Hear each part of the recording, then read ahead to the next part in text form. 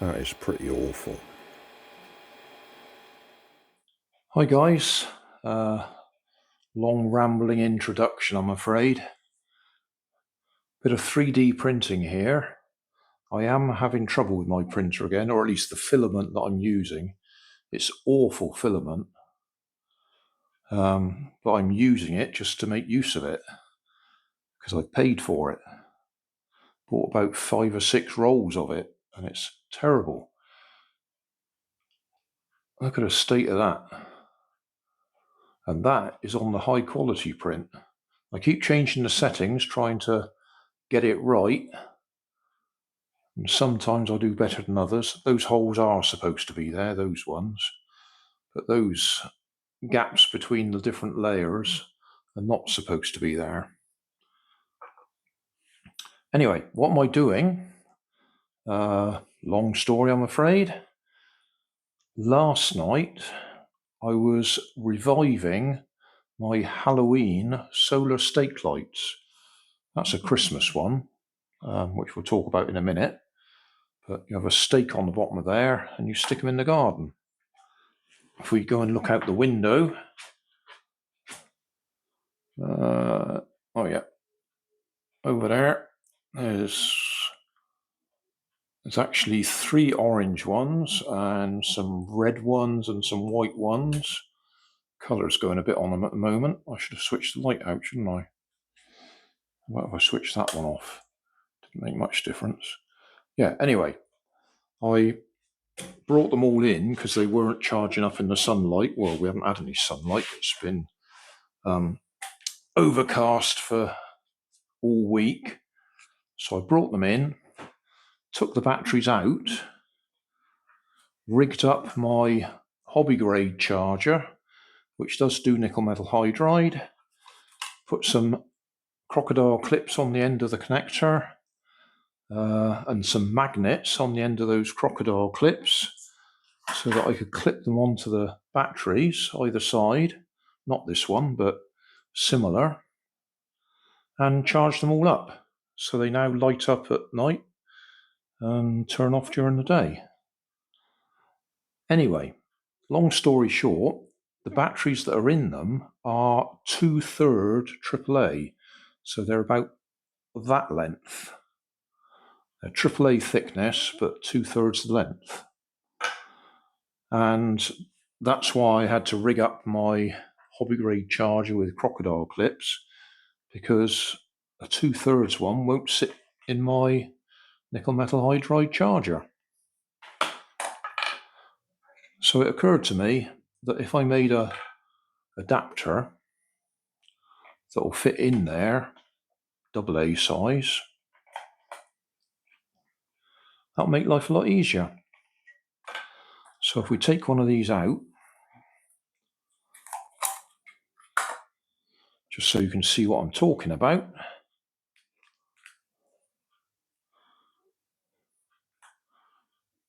The only reason we're doing one of these Christmas ones instead of the Halloween ones is the Halloween ones are all done, so they're out there in the garden. Christmas ones obviously won't be dealt with for another couple of months. So there we are, a 2/3 size AAA battery. 2/3 size AAA battery. If we get it right, oh, that's not a good example. That one's gone rusty. Oh well. Well, it may or may not work if I clean it up. What I wanted to show you is what's written on the front of it.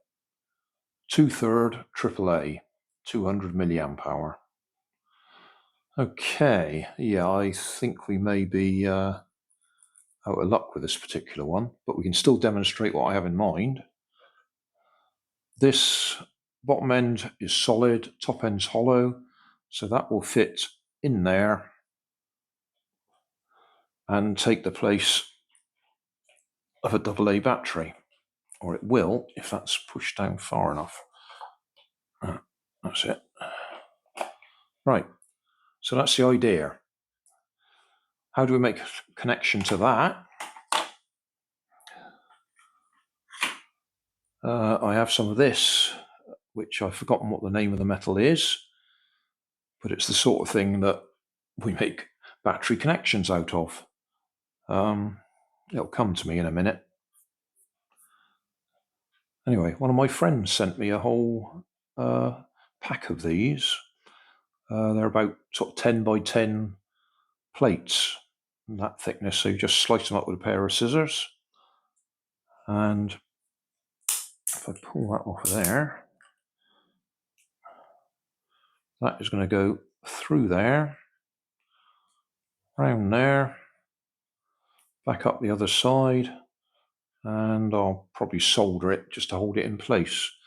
I might even remember to put a little bit of an indentation in there to point it upwards so it makes contact with the bottom of the battery. So that's what I'll do. I'll cut some strips like that. Well, I've got one already cut anyway. Push it through, as I say. Hold it over the bottom, and then that added to that battery will fit in there like an ordinary AA. I'll just clean the rust off that.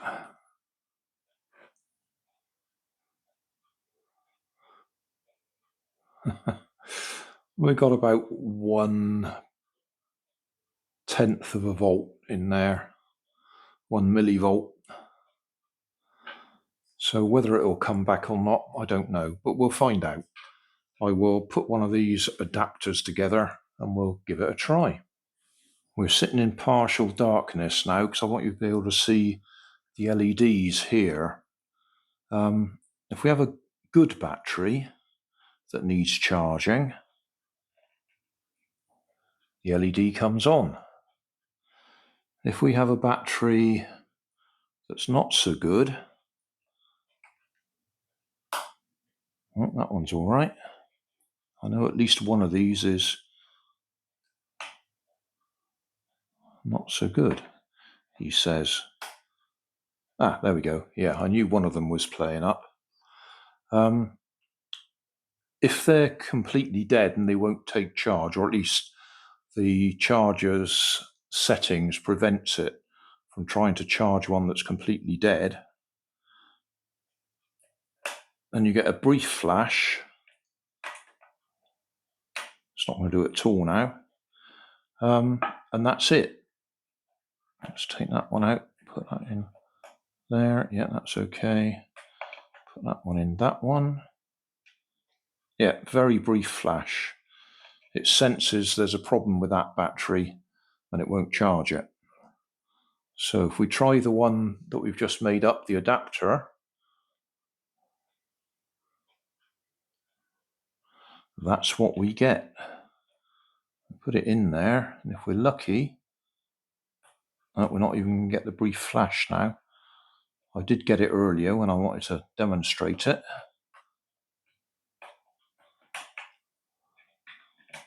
Let's put a good one in there first. Take that out. Then put that one in.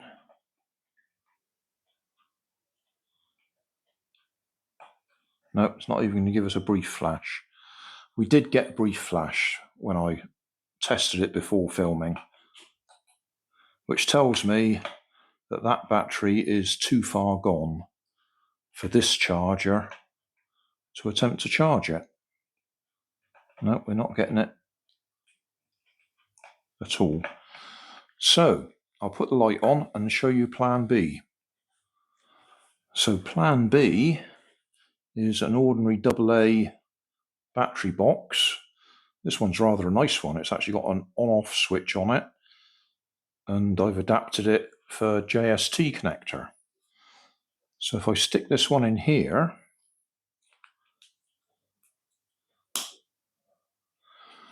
and then back to my hobby grade charger,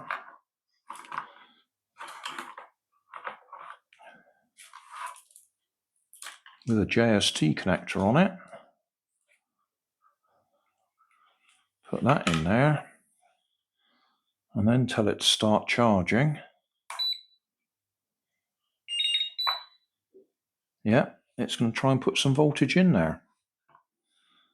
So we'll leave that going for a few minutes. I'll go and have a cup of tea and we'll see what's happened. That one's a bit dull now. Which was the good ones? Not that one. That one. So we've got one that's a bit iffy. These Fusiomax came from Poundland, but they're... Come on, focus.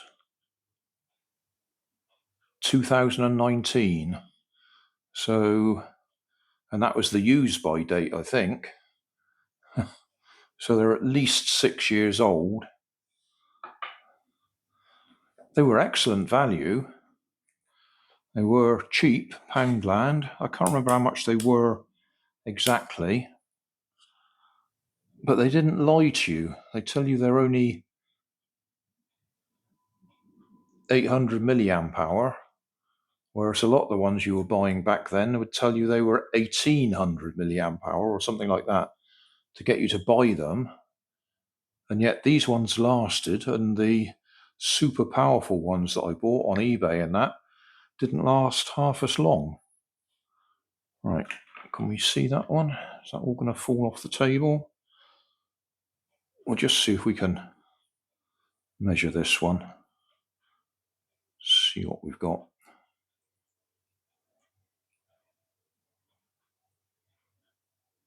Well, that's coming at 1.3. That's fully charged. So that might be why it's not showing up on there, that it's fully charged rather than undercharged. Let's try one of these then.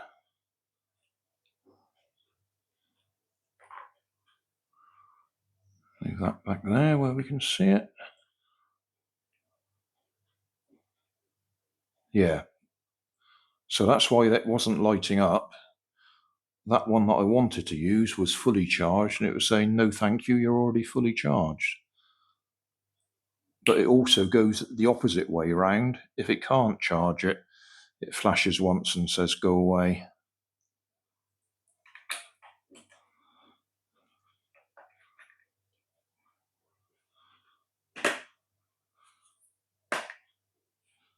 I'll be wasting time on all of these, and my cup of tea will be going cold. Well, that one's come up, but you might have noticed the light had just gone out on that one.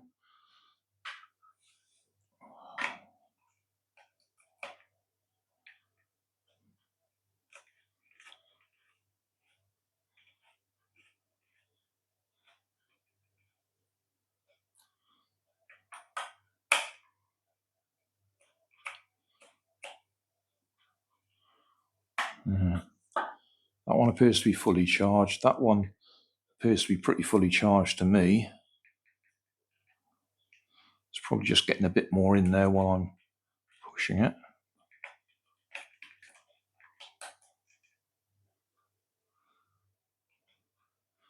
Yeah.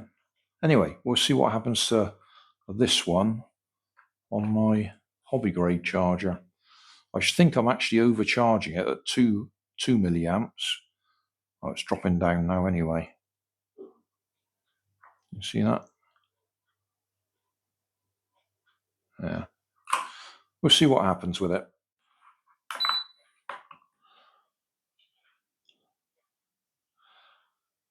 That's had a few hours charge.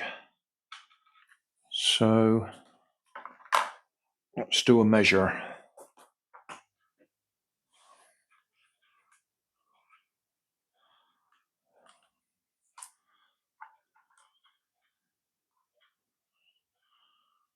.4.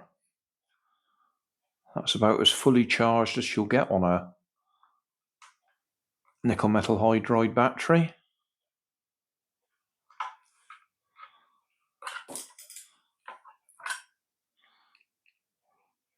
Next question is, can we get it back out again? Yes. Okay, I did clean it up. Rubbed it with a bit of sandpaper to clean the contacts. Let's unplug that, stick it out the way, stick that out the way.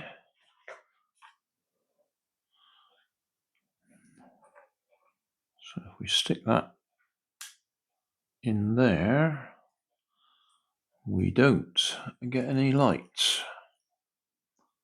Okay. So, oh, that's probably why, because the wire's fallen off. All right, got a bit of soldering to do there. Things are never simple, are they? This was supposed to be a nice, quick, easy video talking about 3D printing an adapter, but every twist and turn it's got more difficult. The white wire that had broken off there was completely corroded. Every time I tried to resolder it, it just fell apart. So I've replaced it with a bit of red wire so we can see what I've done. But now, if we put this in here, there we go. We got the light on. And if I hold that in the right direction, it should pick up light from over there and turn it off. Is that going to turn it? Yes, it does. Got to get it at just the right angle. There's a light just up over here. So that's enough to act like the sun shining on there. Oh, there we are, yeah. And turning it off. So, after all that worked, but it didn't work in there. I had to charge it on my other charger. It might work now that I've got it all sorted out. But certainly that worked in there. So I will say job done, even though it's taken me much longer than intended.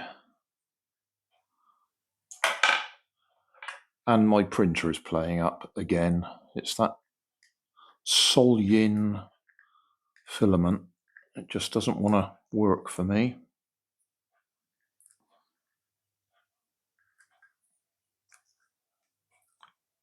Can't see what I'm doing now that that's shiny in my eye. Anyway, I'll put it back together and I'll show you it when it's done.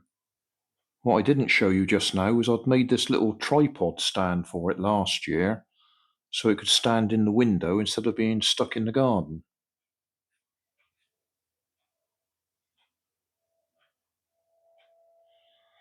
Anyway, yeah, job done, finally. So thanks for watching. Don't forget to like and subscribe. Leave us a comment so I know how I'm doing. And somewhere up here there'll be some links to related playlists. Thanks again.